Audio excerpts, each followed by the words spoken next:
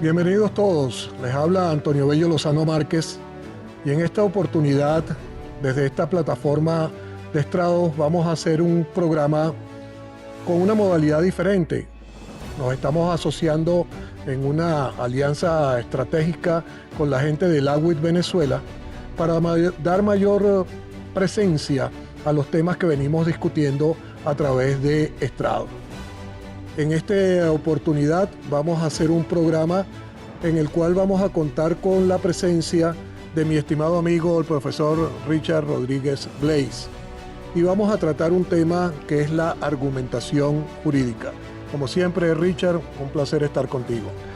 Bueno, gracias, profesor. Para mí también es un gran placer acompañarlo en esta jornada con AWIT Venezuela. El tema verdaderamente es interesante, de mucha utilidad para los abogados y para las personas que nos están viendo. La argumentación jurídica definitivamente es relevante tomarla en cuenta y bueno, muy agradecido por su invitación. Hoy vamos a tratar, como lo acaba de decir mi estimado amigo, un tema que está en boga, en vigencia, como es el de la argumentación jurídica. Uno ve las escuelas europeas particularmente y han venido desarrollando esto a diferentes niveles, tanto desde el punto de vista de la academia como desde el punto de vista de la doctrina. Así tenemos grandes filósofos hoy en día como son Manuel Atienza, Robert Alexy, etcétera, que tratan este tema de la argumentación jurídica. Incluso distintas universidades, entre ellas la Universidad de León en España, que vamos a mencionarla en otra oportunidad, tiene un curso, un máster en argumentación jurídica, es decir, se le está dando una relevancia alta, una relevancia muy evidente a lo que es la argumentación jurídica, porque la argumentación jurídica tiene que ver con toda una serie de aspectos en lo que es la vida profesional del abogado, no solamente desde el punto de vista del litigio, sino todos los aspectos como tal, los aspectos académicos, los aspectos de asesoría y por supuesto, como lo vengo diciendo, del litigio. De eso es que queremos hablar un poco hoy. Sí, ciertamente, cuando uno estudia a Perelman, cuando uno analiza lo que es la nueva retórica, ya empieza a entender la importancia de comprender por qué es importante justificar una decisión, entender que el silogismo judicial, entender que la lógica de lo razonable no es suficiente en algunos casos para que la comunidad jurídica pueda entender y aceptar que una sentencia o una decisión es la correcta, es la justa. Y es allí donde tiene importancia la argumentación jurídica. Este tema es muy amplio y vamos a tratar esos temas, esos puntos del silogismo, pero en otro programa que vamos a desarrollar Perfecto. ya desde lo que es el aspecto procesal de la argumentación jurídica, lo que es la demanda, lo que son las pruebas y lo que es la sentencia judicial, y establecer, por ejemplo, si el silogismo sirve como fórmula adecuada para resolver un conflicto. Ahora bien, cuando hablamos de argumentación jurídica, uno de los aspectos a tratar es el que señala ese gran filósofo alemán que es Robert Alexy, cuando nos dice que la teoría de la argumentación es ante todo un método o proceder que nos ha de valer para demostrar o sostener con un alto grado de objetividad lo que para el caso es la solución objetivamente correcta. Lo coloca en ese nivel y lo habla también desde el punto de vista de lo que son los principios y los principios, los principios comprendidos, entendidos como mandatos de optimización. Es decir, no vamos a aparecer ante una situación, ante un problema, ante un juicio, sencillamente a decir cualquier cosa, sino que lo debemos decir con criterio, lo debemos decir con base, con fundamento, y esos fundamentos arrancan básicamente desde el punto de vista de Robert Alexy de los mandatos de optimización como principios a desarrollar como tal. Claro, para entender a Alexis en ese sentido, lo importante es hacer la distinción entre lo que son principios y lo que son reglas, ¿sí? Hacer la distinción entre enunciados, disposición, la norma, la regla, ¿no? Para poder entender que en algunos casos están en una posición que amerita un método para poder entenderlo, ¿no? Y en argumentación jurídica, Alexis también es importante por cuanto establece una regla, una parte procedimental para entender cómo un argumento pues, debe sostenerse de manera razonable, cómo se puede justificar a lo interno y a lo externo un argumento. Bueno, en ese sentido, siempre es bueno tener la definición. Robert Alexi dice que la argumentación jurídica es el lenguaje del derecho resultante de la aplicación de reglas y principios a la solución de conflictos teóricos y prácticos. Mediante este método se pretende otorgar un plus de racionalidad y eficacia a las normas que se debaten en juicio y a su vez otorgar la necesaria versatilidad a los operadores judiciales al momento de resolver los conflictos. Según Robert Alexis, argumentar a partir de precedentes, argumentar en contrario, utilizar la analogía, la reducción al absurdo, es decir, establecer esas reglas y principios, pero con parámetros establecidos, con parámetros lógicos, con parámetros de racionalidad, que es lo que hoy en día vemos que prácticamente no se utiliza porque mucha gente sencillamente presenta un argumento, pero no lo raciona, no lo racionaliza, no presenta la razón del por qué, no lo justifica como tal. Sí, y otra cosa importante en ese sentido, profesor, es que cuando hablamos de que eso es lógico, ¿no? Entonces, claro, ¿en qué sentido de lógica nos estamos refiriendo? La lógica aristotélica fundamentalmente lo que nos sirve para determinar que una conclusión se sigue necesariamente de las premisas que he elegido, ¿no? Pero en todo caso, muchas veces se utiliza la expresión de la lógica sin entender que es la lógica de lo razonable. Y para entender eso, pues hay que utilizar unos métodos para poder arribar a una conclusión que sea correcta, que sea justa. Quizás Alexis, pues, tiene, digamos, esa virtud, pues, de tratar de sostener una tesis con base en unas reglas, ¿no? Por eso digo, le da mucha importancia a la parte procedimental, a diferencia de otros autores, profe, que tratan más bien de que la argumentación sirva para un determinado auditorio, una determinada comunidad que puede ser jurídica o no, para convencerla o para persuadirla. Creo que ahí también hay que entender un poco la argumentación en ese sentido. Sí, lo que es la dialéctica y lo que es la retórica, pues, que es lo que yo quiero lograr a través de mi presentación, a través de mi discurso como tal. Pero otro gran autor, en este caso Norberto Bobbio, dice que se debe distinguir entre la lógica del derecho, que se ocupa de la estructura lógica de las normas, y la lógica de los juristas, que se ocupa del análisis de las argumentaciones teóricas prácticas de los distintos operadores jurídicos, los cuales incluye jueces y abogados. Una cosa es la norma y otra cosa es la presentación del caso. Y eso debe tener una lógica, debe tener un sentido. Y es cuando uno a veces piensa, ya con el tiempo y con la experiencia y con los años, cuando uno decía, bueno, ¿y por qué nos enseñan lógica en los primeros años de la carrera? Qué fastidio, esto no sirve para nada, esto no tiene ningún sentido. Después con el tiempo es que uno se viene dando cuenta de cuán importante es su uso. Si no hay lógica, no hay una racionalidad como tal, pero hay que distinguir entre esa lógica de las normas, la que tuvo el legislador, que es distinta a la que tiene el jurista o la que tiene el abogado litigante, por ejemplo. Una cosa es lo que pensó el proyectista cuando redacta las normas de un código de procedimiento y otra es la que le da el jurista cuando la va a aplicar en juicio o cuando el sentenciador va a decidir en base a una regla como tal. Porque si a ver vamos, el Código de Procedimiento Civil, por ponerlo de ejemplo, data de 1986. Y hoy en día, cuando estamos en el 2026, no es la misma lógica, no es la misma estructura. Las cosas han cambiado demasiado para pensar al igual que lo hizo el legislador del año 86. Entonces hay que adaptarse, hay que tener una estructura lógica, racional para poder dar una solución correcta al asunto.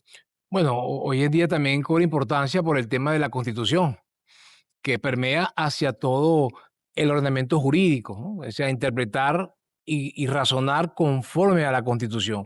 Claro, esto también pasa por entender, vuelvo a insistir, que los principios están para aterrizarlos, para darle, digamos, una virtualidad práctica, ¿no? No quedar en algo totalmente etéreo. Usted mencionaba anteriormente algo que me parece también interesante, que es el lenguaje de los juristas. Claro, el abogado o el jurista utiliza unos criterios de interpretación, de razonamiento, pero que muchas veces se queda solamente para la comunidad jurídica y no hacia el justiciable que necesita saber por qué una decisión fue adoptada de tal o cual manera, cuál fue el razonamiento, qué justifica que un juez haya elegido una norma jurídica o le haya dado a un hecho que considera probado una determinada consecuencia. Y ahí es donde entramos ya en un aspecto que trataremos posteriormente, como es el de la motivación de la sentencia. Fundamental. ¿Cuántos vicios incluso ha venido señalando la Sala de Casación Civil que se pueden dar en relación con la motivación de una decisión judicial? ¿Por qué? Porque hay decisiones que sencillamente tienen una motivación acogida. Yo acepto lo que dice el tribunal de instancia y lo aceptas ¿por qué? ¿Cuál es tu criterio? ¿Cuál es tu razón? Yo necesito que tú como juez me des una razón, me des un motivo, me des la suficiente inteligencia del fallo para poderla comprender. Porque cuando uno habla de la argumentación también es un discurso. Y el discurso, cuando lo hablamos de parte del juez, es un discurso no para que el juez se sienta él bien con su decisión, sino para que trate de convencer a los litigantes y a la colectividad. ¿Por qué? Porque su decisión puede sentar un precedente y ese precedente debe tener una justificación. No se puede decidir con el solo apego a la norma, se tiene que decidir con base a la racionalidad de la norma y la racionalidad crece, se desarrolla como el derecho en todos sus aspectos. Sí. Y otra cosa que también guarda relación con lo que estamos hablando es cuando uno, por ejemplo, analiza a Dworkin, por decir algo, o algunos otros autores que hacen una distinción entre casos difíciles y Caso casos fácil. fáciles, ¿no? Pareciera que diferenciar una cosa con otra pudiera entenderse, pero es que realmente hay situaciones que no son fáciles de resolver. Y ahí entonces la argumentación es la que cobra realmente importancia, ¿no? Y también los métodos de interpretación que guardan relación también con el tema de la argumentación, ¿no? O sea, que es importante también entender que hay casos que verdaderamente requieren hacer un esfuerzo mayor para poder dar una verdadera razón, ¿no? Para poder dar una correcta decisión. Los casos fáciles vamos a dejárselo a la inteligencia artificial. Lo Bueno, ponemos en el chat GPT y resuelve. No hay necesidad de la intervención del humano, pero no, el derecho no es eso. eso no es eso. El derecho es inteligencia, el derecho es raciocinio, el derecho es racionalidad como tal. Y tú decías hace un momento algo que es importante, que es la vinculación hoy en día de la Constitución con todo este sistema. Claro. ¿Por qué? Porque hoy en día hablamos de la constitucionalización del proceso. No es como antes que veíamos a la Constitución como algo etéreo o algo muy básico, fundamental, y que no, hoy día no. Hoy todo se basa en la Constitución. Por eso hablamos de constitucionalización del proceso. Y los proyectos de reforma, por ejemplo, del Código de Procedimiento Civil, en los cuales trabajamos, dicen o establecen dentro de sus normas fundamentales la constitucionalización del proceso. ¿Y qué significa eso? Algo que señalabas hace un momento. Valores, principios y normas. Claro. Entonces, ¿cuál es el valor fundamental? El Estado de Derecho y de Justicia. Ese es el valor principal, pero de ahí derivan normas que tienen que ver con el debido proceso, la tutela judicial efectiva, la instrumentalidad del proceso. Y a su vez eso se constituye en norma. Si el operador judicial y si los abogados que están allí dentro del sistema no entienden eso y ven la tutela judicial efectiva simplemente como una norma, como algo que se menciona por allí, la racionalidad no va a existir y la lógica en el proceso no va a existir. ¿Cómo denuncio yo que hay una violación de una tutela judicial efectiva si no comprendo eso y si no comprendo que es un estado de justicia? Fíjese que bajo la premisa del paradigma del normativismo, del positivismo, que el seniano justifica algunas decisiones basado en la ley, ¿no? La validez y la eficacia de la ley es la que determina la solución de un caso. Pero bueno, hay una experiencia que es irrefutable después de la Segunda Guerra Mundial, que fueron los juicios de Nuremberg, donde se determinó que efectivamente con la ley la omnipotencia del legislador por sí sola pues también puede ser injusta. No Claro, entras en alcanzable. un debate de si la justicia o si una ley es justa o es ley o no, ¿no? Es un problema también interesante que permea también con la argumentación. Claro, y hoy lo vemos patentizado. Yo sé que tú no eres de esa tendencia, con lo que establece el propio Tribunal Supremo, la llamada jurisdicción normativa. Ah, ¿Puede el Tribunal Supremo crear así leyes? es. ¿Puede las distintas salas del Tribunal Supremo de Justicia, especialmente la Sala Constitucional, crear la ley? Pero cuando lo hace con una justificación o lo hace con un argumento, o ese argumento debe ser racional. ¿Por qué? Porque muchas veces vemos cómo la sala dice, pero es que no hay una solución legal. La norma no alcanza. Por lo tanto, yo tengo que hacerla como tal. Tengo que crear derecho porque tengo que resolver un conflicto. Hay personas que son adeptas a la jurisdicción normativa y hay otras como tú que no. Claro, lo que pasa es que también eso requiere interpretarse en su justa dimensión lo que es el activismo judicial con respecto al garantismo procesal, porque de esa tendencia pues pueden derivar argumentaciones distintas o posiciones subjetivas distintas. Porque claro, a mí lo que me preocupa con la jurisdicción normativa es que efectivamente por la propia constitución venezolana, la sala constitucional puede dictar unas decisiones que son vinculantes, pero la ley fundamental limita en qué caso y en qué contexto eso es vinculante. Pero muchas veces, profesor, identificar dentro de una sentencia lo que es el precedente, lo que es vinculante, genera problemas. Pero en todo caso, que se reconoce a un tribunal la potestad, la posibilidad, la facultad o la atribución de dictar una norma jurídica. Bueno, eso también tiene sus antecedentes y sus contradicciones, ¿no? Bueno, y es que ahí vamos a lo que decía anteriormente, ¿no? Estado de justicia y de derecho. ¿Ve? Si yo no resuelvo un conflicto como juez, porque la norma no me da, porque la norma no alcanza, estoy administrando justicia. Se trata de un estado de justicia y de derecho, o el derecho es nada más la norma, o es un contexto mayor. Ahí el problema está, profesor, y siempre lo digo a los alumnos, a los compañeros, abogados, jueces, amigos, que uno conversa muchas veces, es cuál es la noción o cuál es el ideal de justicia que establece la Constitución venezolana, porque a veces hablamos de justicia y no entendemos realmente de qué estoy hablando. Entonces yo no tengo claridad de qué es el concepto de justicia, pues pareciera que ahí cabe todo y no es así. Entonces yo creo que hay que tener mucho cuidado con cuando el Estado venezolano se constituye, como dice la Constitución, un Estado democrático y social de derecho y de justicia, hay que entender cuál es la razón del constituyente en haber creado esa norma, que además que es un principio básico y fundamental. Creo que el problema de base es tratar de identificar justamente la noción de justicia, porque, insisto, eh, cuando tú interpones o pones una posición antagónica a la ley y la justicia, bueno, sí, hay que aplicar la justicia, debe prevalecer ante la ley, pero ¿cuál justicia es la que tú dices? ¿Qué parámetros de justicia estás utilizando? ¿No? Pero él mantiene una categoría de justicia que te pone a pensar, es darle a cada quien lo suyo, darle a cada quien según sus intereses, según su posición, según su rango o lo que dice la ley. Fíjese qué complicado es eso. ¿Sabes qué estás haciendo, no? Estás argumentando. Argumentar. Bueno, hay que justificar, hay que dar razón, hay que dar razón. Bien, pasemos a uno de los grandes autores hoy en día de lo que es la argumentación jurídica, que es Manuel Atienza. Claro. Manuel Atienza, profesor universitario, autor de un libro que es un curso de argumentación jurídica, que es una obra que no tiene desperdicio como tal, porque comprende ambos aspectos, lo que es la filosofía y lo que es la práctica.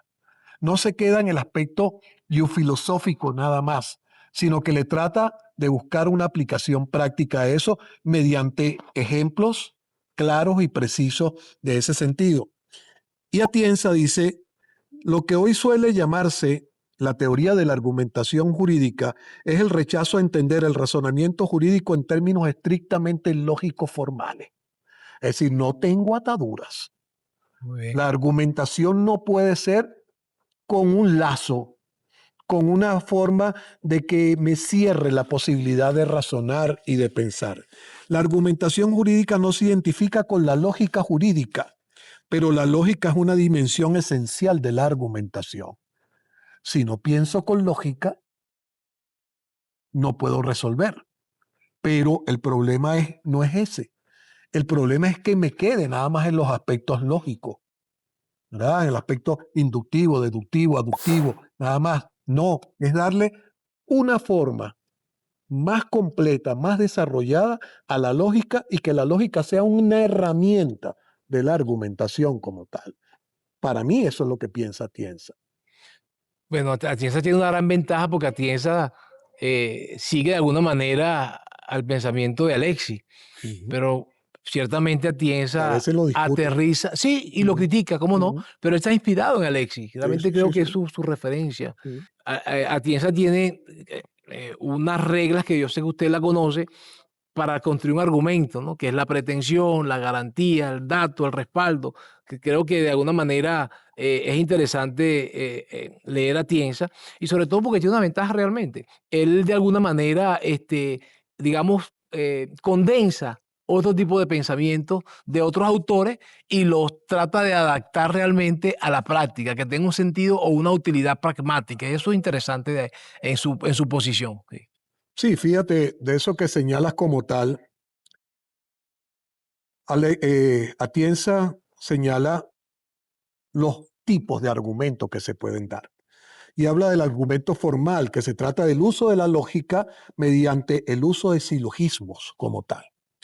La lógica material, que se trata de explicar, discutir o predecir un acontecimiento y en consecuencia recomendar o justificar el curso de acción. La lógica programática, que puede presentar dos formas, y aquí me detengo un poquito. La retórica, que es la persuasión del auditorio, básicamente estático, y la dialéctica, que tiene lugar entre participantes que asumen un rol dinámico de interacción constante. ¿De qué tipo de argumentos estamos hablando? ¿Estamos hablando de retórica o estamos hablando de dialéctica? ¿Cuál es el argumento eficaz? ¿Cuál es el argumento adecuado? ¿La retórica o la dialéctica? No, yo pienso que en ambos casos son válidas. Cuando hablamos de retórica, precisamente manejamos el lenguaje para convencer. Otros dicen que para persuadir. Sin embargo, bueno, hay que dar razones. Y por supuesto que así como la lógica es una forma, o mejor dicho, el silogismo, la lógica aristotélica es una forma de argumento, la dialéctica también nos permite a nosotros de alguna forma comparar, es decir, una tesis con una antítesis y luego crear una síntesis. Pienso que la dialéctica juega también papel importante, igual que la retórica, igual que lo que era la tópica en el pensamiento de Perelman, por ejemplo. Es que fíjate, utilizaste los dos elementos, retórica y dialéctica. Y todo tiene que ver, de acuerdo a lo que yo pienso, con el tipo de juicio en el cual estemos. ¿Ok? Claro. Porque si estamos hablando de un juicio oral, lo que se impone es la dialéctica, la contradicción entre los distintos argumentos. Exacto. En cambio, si estamos presentando unas conclusiones, unos informes, allí lo que se impone es la retórica.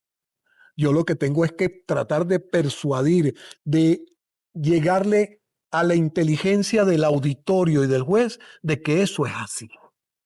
No estoy entrando en contradicción, no estoy entrando en una especie de discusión, en un toma y dame, como lo puede haber en una audiencia, en un juicio oral como tal. Y uno de los grandes en este sentido, como es Michele Talbufo, dice que los abogados tienden a menudo a usar las pruebas como instrumentos retóricos y con los cuales se pretende persuadir más que como instrumentos cognoscitivos que constituyen la base de una decisión racional sobre la verdad de los hechos. Fíjate ese pensamiento de ese grande que fue Michele Michele Taruffi, Tarufo, ¿cómo no? el jurista más grande del siglo XXI para mi entender.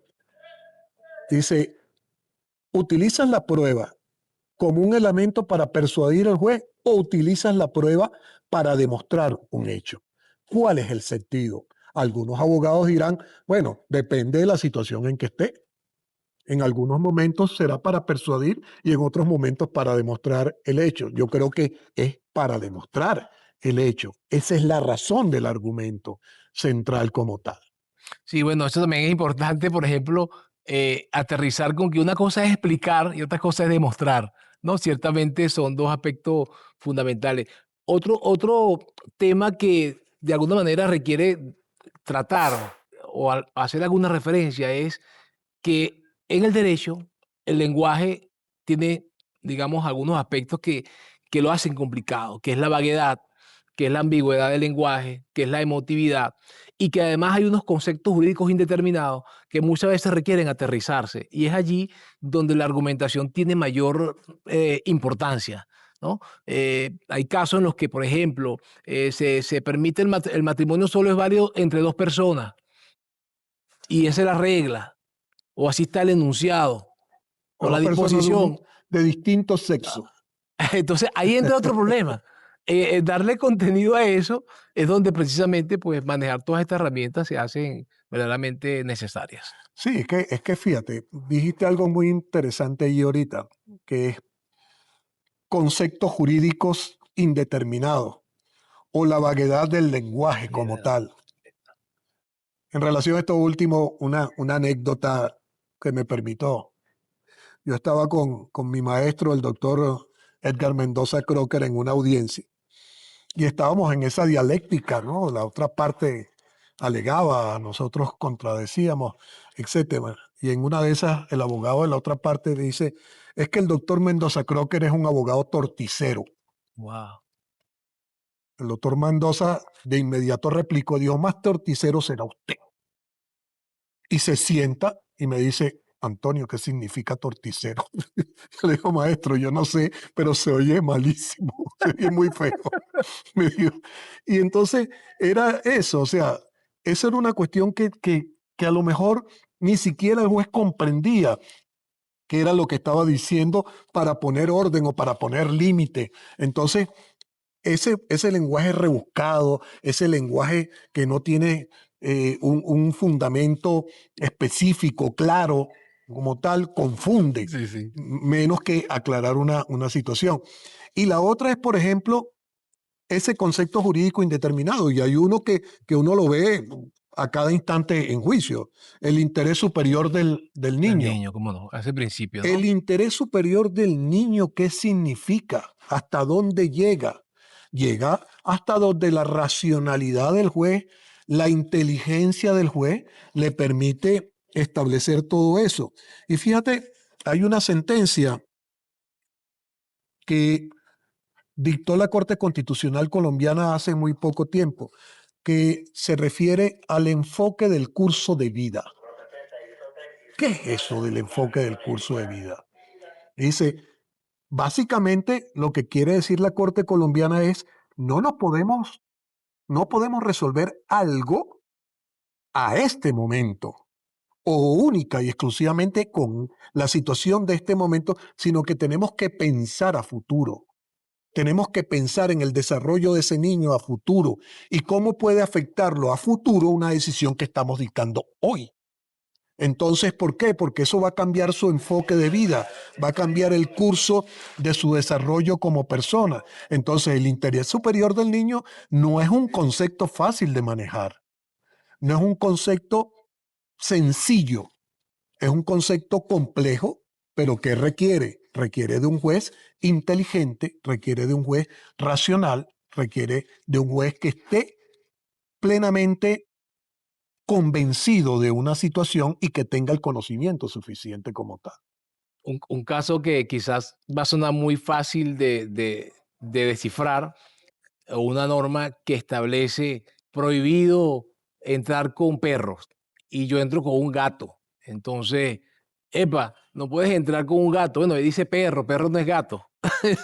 Hay que justificar, ¿no? Bueno, cuál es la intención de la norma y descifrar la intención de la norma y justificarla y defenderla requiere argumentar.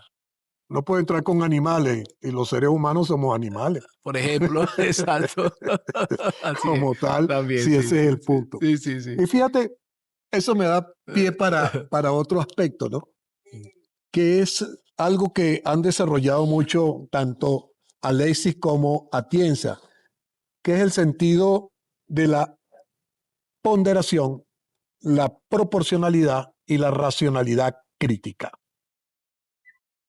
Principios constitucionales que estamos hablando ahorita. ¿Cuál tiene más valor uno que otro? ¿La tutela judicial efectiva o el debido proceso? Si vamos a ver dentro del punto de vista de los rangos, son principios y ambos tienen la misma finalidad. Ajá, pero cuando entran en conflicto, ¿cuál se aplica? ¿A cuál defiendo? ¿A la tutela judicial efectiva o al debido proceso o a la instrumentalidad del proceso? Y ahí es donde el juez tiene que ponderar, tiene que establecer la racionalidad de la eficacia del principio en ese caso específico y no utilizar fórmulas matemáticas o fórmulas que se alejen de aspectos lógicos como tal. No, es una lógica ajustada, una lógica ponderada. E incluso se habla allí de la fórmula del peso. ¿Cuál pesa más en un determinado momento como tal? Claro. Sí, los pesos y contrapesos, la proporcionalidad, el test de proporcionalidad, como usted dice, y ciertamente el método de ponderación ayuda muchísimo a poder comprender todas estas cosas. Hay que leer un poco sobre lo que es la ponderación y cuál es su justa medida, sobre todo cuando hay principios antagónicos que están en la Constitución, porque una norma no puede privar sobre la otra, ¿no? O la norma que se extrae de la disposición constitucional, que muchas veces son también por su construcción, son normas abstractas, son normas generales, de mucha generalidad, por decirlo así, que requiere, por supuesto, digamos, una concreción. Y es ahí donde el juez tiene que manejar todas estas herramientas y, por supuesto, el abogado, pues el jurista. Sí, el legislador no crea las normas para casos específicos, sino para asuntos de carácter general que siempre van a variar en el tiempo, siempre van a tener una consideración distinta o una situación diferente como tal. Pero fíjate, volviendo al aspecto de la ponderación, Robert Alexis señala lo siguiente: la contestación a la pregunta de cuándo hay que ponderar es también bastante evidente. Cuando la regla del sistema no provee una respuesta adecuada a un caso frente a los casos difíciles y se necesita en consecuencia recurrir a los principios. Y es ahí donde habla de mandatos de optimización. Es decir, el principio es la regla a nivel superior. Entonces, cuando la regla no me define, cuando la regla no me soluciona, acuda al principio.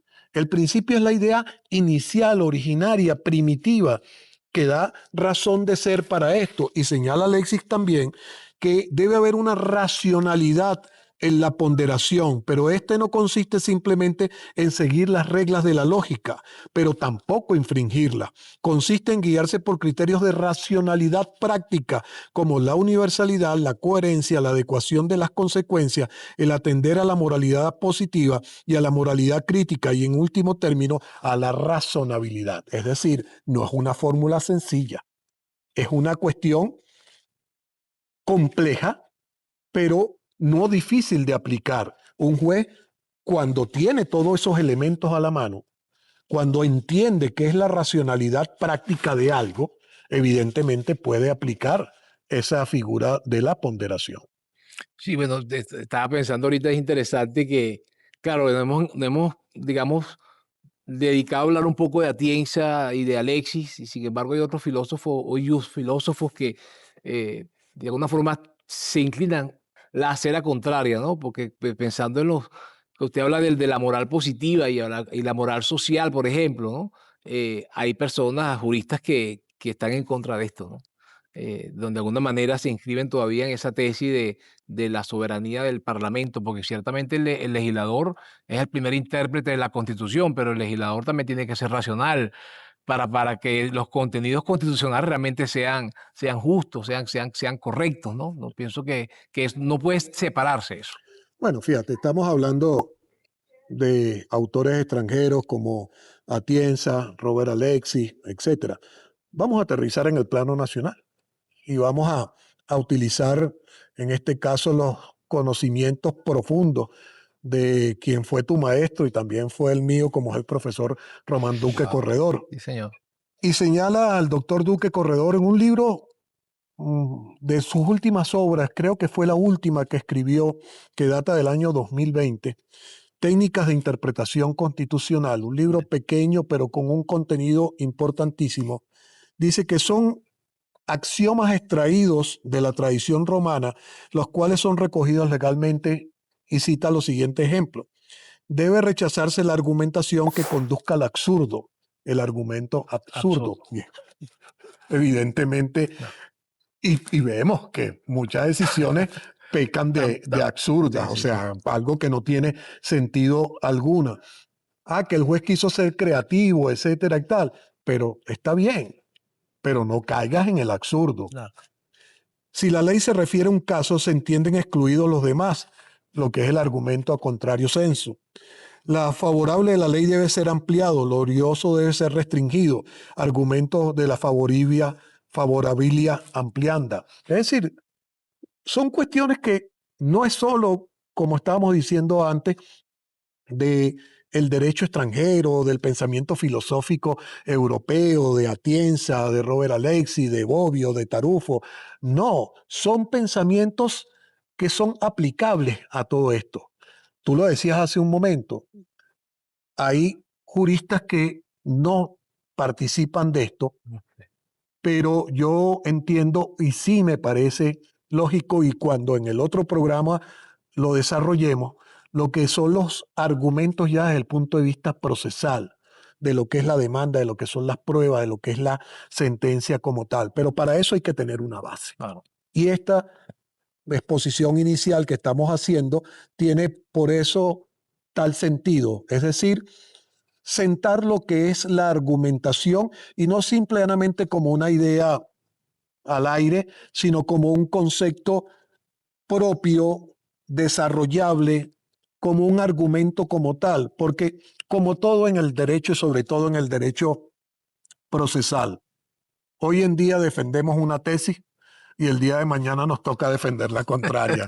Pero para poder defender la contraria, tenemos que saber en qué consiste esa. Sí, sí, sí. Es decir, manejar todos los elementos para presentar una argumentación jurídica. Y esto como la argumentación jurídica, como otro tema que hemos hablado nosotros dos en otras oportunidades, que hemos tenido la oportunidad de desarrollar, como es el razonamiento probatorio, son corrientes actuales, son corrientes que no son nuevas, pero que se han venido desarrollando con el tiempo y se le está dando mayor peso como tal. Tal vez hace 10, 20 años atrás nadie hablaba de esto o no le interesaba a mucha gente esto. Pero hoy en día, ante lo complejo de la situación y ante un sentido constitucional que cambió todo el paradigma del derecho, porque hay que pensar en constitución, en constitución, en constitución y después en lo demás. Entonces, para pensar en eso hay que argumentar, hay que tener razones, hay que ser racional y hay que conocer los fundamentos. No podemos hablar de argumentación en juicio o de argumentación en un determinado momento si no tenemos claro qué son todas estas cuestiones de las que hemos hablado hoy en día. Me llamó la atención la cita al maestro Duque, ¿no? Que Dios lo tenga en la gloria definitivamente. Yo siento un gran orgullo y satisfacción de haber sido alumno del maestro Duque y en un máster que hacíamos en España, en la Universidad Carlos III de Madrid. Caramba, muchas de las clases que nos impartió el maestro realmente nos sirvieron muchísimo para decir que tenemos juristas de mucha calidad en Venezuela, y hago como que la confesión de que hemos pecado de no darle reconocimiento a nuestros grandes maestros que tenemos, y bastante. Otro aspecto que quizás pues lo puede dejar ahí, profesor, para otro programa, es el tema de los sesgos cognitivos, que de qué manera los sesgos cognitivos también influyen en el razonamiento del juez y en la argumentación. Bien, muchas gracias Richard por acompañarme en esta oportunidad. Este es un primer programa que hacemos de argumentación jurídica. Déjennos saber sus opiniones al respecto. En la medida que ustedes opinen, podemos desarrollar más contenido, podemos profundizar más en esto o analizar situaciones particulares que tal vez por la dinámica se nos puedan escapar en un determinado momento. Pero lo que traemos es algo, repito, que no es nuevo, pero sí es actual. La argumentación jurídica está allí y creo que se va a quedar durante mucho tiempo. Muchas gracias por su atención y de nuevo muchas gracias, Richard. Bueno, profe.